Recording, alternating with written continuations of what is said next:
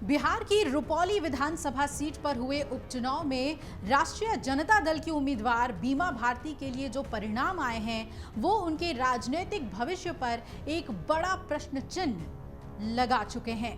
रुपौली विधानसभा उपचुनाव का नतीजा आ चुका है और निर्दलीय प्रत्याशी शंकर सिंह ने यहां जीत दर्ज कर ली है। उन्होंने जेडीयू के कलाधर मंडल को 8,211 वोट से पछाड़ दिया। 12वें राउंड की गिनती पूरी होते ही शंकर सिंह की जीत पर मुहर लग गई।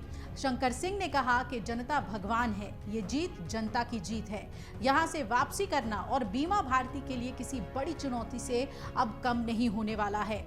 आपको बता दें कि बीमा भारती रुपौली सीट से ही 3 बार विधायक रही हैं और लोकसभा चुनाव से ठीक पहले बीमा भारती ने जेडीयू का साथ छोड़कर आरजेडी का दामन थामा था। बाद में आरजेडी ने उन्हें पूर्णिया लोकसभा सीट से इंडिया गठबंधन का उम्मीदवार भी बनाया।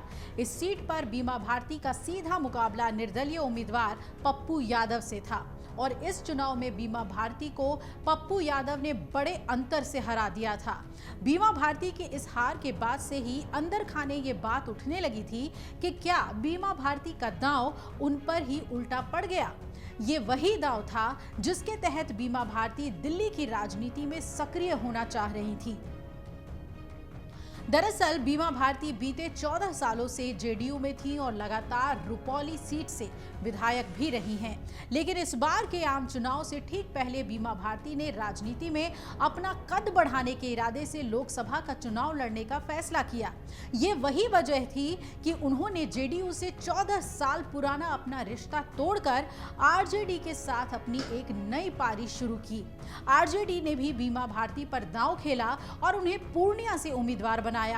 आरजेडी ने बीमा भारती पर यह दांव इसलिए खेला क्योंकि बीमा भारती रुपौली से विधायक थी और रुपौली विधानसभा क्षेत्र पूर्णिया लोकसभा सीट के तहत ही आता है।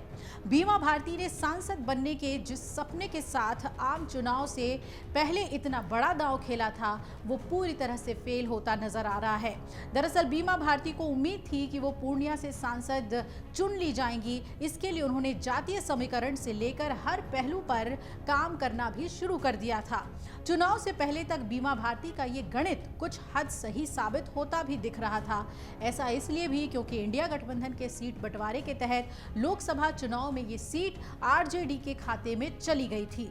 बीमा भारती को लग रहा था कि अब उनके सांसद बनने की राह में कोई बड़ी अड़चन नहीं है, लेकिन ऐन वक्त पर पप्पू यादव, जिन्होंने सीट बंटवारे से ठीक पहले कांग्रेस में अपनी पार्टी का विलय किया था, उन्होंने इस सीट से कांग्रेस और इंडिया गठबंधन के खिलाफ जाते हुए बतौर निर्दलीय उम्मीदवार अपना पर्चा भर दिया और यही से बीमा भारती का खेल खराब होना शुरू हो गया।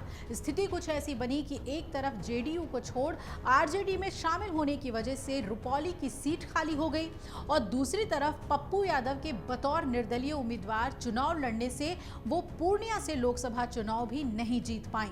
कहा जाता है कि इस साल बिहार में जब फ्लोर टेस्ट हुआ था उस दौरान ही बीमा भारती असमंजस में दिख रही थी और उस दौरान वो जेडीयू के ही साथ थी, लेकिन फ्लोर टेस्ट के दौरान किसे अपना वोट दिया जाए इसे लेकर उनका स्पष्ट मत नहीं दिख रहा था। माना जाता है कि इसी वजह से बाद में उनके पति और बेटे पर कार्रवाई की गई। इस वजह से बीमा भारती और जेडीयू के बीच का रिश्ता भी खराब होने लगा और अब कहा जाता है कि इसी के बाद से बीमा भारती ने जेडीयू को छोड़ने का मन बना लिया था और बीमा भारती का राजनीतिक सफर 2 दशक पुराना बताया जाता है। उन्होंने 2000 के विधानसभा चुनाव में बतौर निर्दलीय उम्मीदवार जीत दर्ज की थी और 2010 में बीमा भारती ने जेडीयू का दामन थामा था। तब से ही वो लगातार रुपौली विधानसभा सीट से विधायक हैं।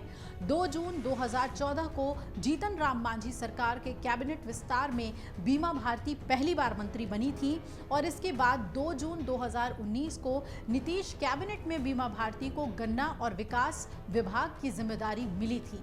लेकिन अब ना लोकसभा चुनाव में उन्हें जीत हासिल हुई और ना ही विधानसभा चुनाव में।